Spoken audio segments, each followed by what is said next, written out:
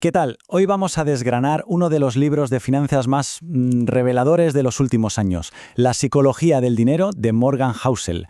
Aquí la clave es que vamos a descubrir por qué la forma en que nos comportamos con el dinero es de lejos mucho más importante que todo lo que sabemos sobre él. Así que, vamos a ello. Para arrancar, vamos a conocer a dos personas. Sus historias, que parecen sacadas de universos paralelos, juntas nos dan una lección fundamental sobre el dinero. A un lado del ring tenemos a Ronald Read, un conserje, una persona de lo más normal. Y al otro, a Richard Fuscone, un titán de las finanzas con un MBA de Harvard. Sus vidas no podían ser más distintas, pero ojo a cómo termina cada uno. A ver, imaginemos la vida de Ronald Read, pura y dura sencillez. Estuvo 25 años en una gasolinera y luego 17 más barriendo suelos. Compró su casa por apenas $12,000 y ahí se quedó para toda la vida. Su gran afición, ¿saben cuál era? Cortar leña. Así de simple, nada más. Y ahora, nos vamos al otro extremo del universo. Ahí está Richard Fuscone, un ejecutivo de éxito aclamado por todos, se jubiló con solo 40 años, 40, para, supuestamente, dedicarse a la filantropía. Vivía en una mansión que tenía 11 baños, 2 ascensores y un mantenimiento mensual, escuchen esto, de más de $90,000. Una locura. Y aquí es donde la historia da un giro que lo cambia todo. Cuando Ronald Read murió, con 92 años, este conserje, esta persona tan humilde, dejó una fortuna de $8 millones. ¿Pero cómo? Pues muy fácil. Ahorró lo poquito que ganaba, lo invirtió con cabeza y fue paciente, muy, muy paciente. Mientras tanto, ¿qué pasó con el brillante Richard Fuscone, el del MBA de Harvard? Pues que lo perdió absolutamente todo y acabó en bancarrota. Claro, estas dos historias nos llevan de cabeza al corazón del libro, que se resume perfectamente en esta frase. Hacerlo bien con el dinero tiene poco que ver con lo inteligente que seas y mucho que ver con cómo te comportas. O sea, esto no son matemáticas complejas, es psicología. Un genio financiero sin control sobre sus emociones puede acabar en la ruina, mientras que una persona completamente normal, pero con buenos hábitos, puede amasar una fortuna. Entonces, vale, si no se trata solo de ser un genio de las finanzas, ¿qué más hay en juego? ¿Qué son esas fuerzas invisibles que moldean nuestros resultados?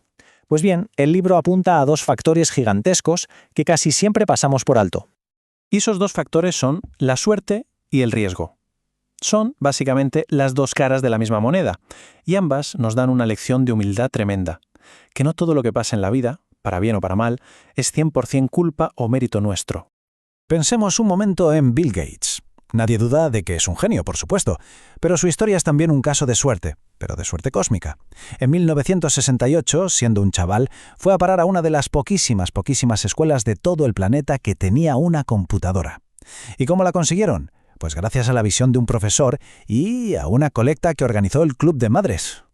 Y para poner esto en perspectiva, la probabilidad de que un estudiante de instituto en 1968 tuviera acceso a una computadora era de 1 entre 1.000.000. 1 en 1.000.000. El propio Gates lo ha dicho 1000 veces. Sin esa escuela, sin esa computadora, Microsoft no existiría. Fue un golpe de suerte monumental que, literalmente, cambió el mundo. Pero aquí es donde entra la otra cara de la moneda, la parte más amarga. Gates tenía un amigo inseparable, Kent Evans. Era igual de brillante, igual de apasionado. Estaban listos para comerse el mundo juntos. Pero el destino, a veces, es así de cruel. Kent murió en un accidente de montaña antes de poder graduarse. Y aquí viene lo increíble, la simetría es casi poética. La probabilidad de morir en un accidente de alpinismo durante el instituto es también de aproximadamente 1 en 1.000.000. Fíjense, Bill Gates tuvo una suerte de 1 en 1.000.000, Kent Evans un riesgo de 1 en 1.000.000. Es la misma fuerza, la misma magnitud, pero con finales radicalmente opuestos. Entonces, ¿cuál es la lección? Pues que como la suerte y el riesgo son tan reales, hay que tener mucho cuidado al juzgar el éxito y el fracaso, tanto el propio como el de los demás. La realidad es que casi nunca nada es tan bueno ni tan malo como nos parece a primera vista. Vale, perfecto. Ya hemos visto que el comportamiento y la suerte son clave para generar riqueza. Pero eso es solo la mitad de la historia, porque una cosa es hacerse rico y otra muy, muy diferente es mantenerse rico. Y aquí es donde entra en juego lo que el autor llama el arte de la supervivencia, porque a largo plazo la meta no es solo conseguir los mayores rendimientos, es simplemente seguir en el juego. Hay que aguantar lo suficiente para que la magia del interés compuesto haga de las suyas. Vamos a ver la diferencia, que es clave. Para hacerse rico a menudo se necesita tomar riesgos, ser optimista, lanzarse, pero para mantenerse rico Es casi lo contrario. Se necesita humildad, una pizca de paranoia y, por encima de todo, una obsesión por evitar la ruina total. Para ilustrar esto, no hay mejor ejemplo que la trágica historia de Jesse Livermore. Fíjense, en el crack del 29 fue un genio absoluto, ganó el equivalente a 3.000 millones de dólares de hoy apostando a la baja.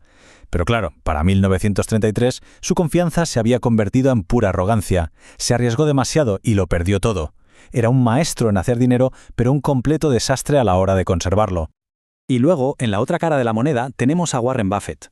Mucha gente cree que sus secretos son sus complejas estrategias de inversión, pero el verdadero secreto, la clave de todo, es el tiempo. Miren este dato, es alucinante. El 99% de su fortuna la amasó después de su 50 cumpleaños.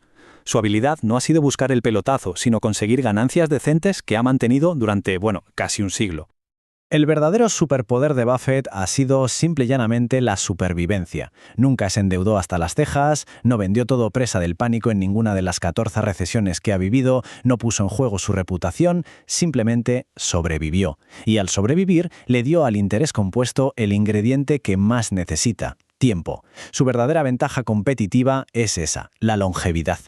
Bien, hemos hablado de cómo hacer dinero y de cómo conservarlo, pero todo esto nos lleva a la pregunta fundamental, a la pregunta del millón. ¿Y todo esto para qué? ¿Cuál es el verdadero sentido de la riqueza? ¿Qué es aquello que el dinero puede comprar que de verdad importa? Y la respuesta del libro es, en mi opinión, la idea más poderosa de todas. El mayor beneficio, el dividendo definitivo que nos puede dar el dinero, no se cuenta en euros o dólares, sino en algo que es infinitamente más valioso. Libertad, así de simple. La capacidad de ser dueño del propio tiempo, de despertarse por la mañana y poder decir: hoy voy a hacer exactamente lo que me apetezca. Ese y no otro es el mayor lujo que el dinero puede comprar. Olvídense de los coches de lujo o las mansiones. El verdadero premio es la autonomía. Y ojo, que esto no es solo filosofía barata. La ciencia lo confirma. Un psicólogo llamado Angus Campbell descubrió en sus estudios que el indicador más fiable de felicidad no era el sueldo, ni el tamaño de la casa, ni el prestigio del trabajo. Era sencillamente tener un fuerte sentimiento de control sobre la propia vida. Usar el dinero para comprar tiempo y opciones es literalmente la mejor inversión en felicidad que se puede hacer. Y esto nos lleva a una última idea buenísima, la paradoja del hombre en el coche. Piénsenlo. Mucha gente se esfuerza por ser rica para comprarse cosas impresionantes y así conseguir la admiración de los demás. Pero seamos sinceros, cuando vemos a alguien pasar con un Ferrari, no pensamos: ¡wow, qué persona tan admirable! Lo que pensamos es: ¡wow, cómo me gustaría a mí tener ese Ferrari! Al final, a nadie le importan las posesiones de los demás. Las usamos como una referencia para nuestros propios deseos. Así que cerramos con esta reflexión. Si el verdadero objetivo de la riqueza no es fardar, sino tener libertad, entonces la pregunta más importante que nos podemos hacer no es ¿cómo puedo ganar más dinero? La pregunta clave es la que está ahora en pantalla. ¿Cuánto es suficiente? Encontrar la respuesta a esa pregunta es quizá la habilidad financiera más difícil que existe, pero también la más importante para construir una vida de auténtica riqueza. Muchísimas gracias por la atención.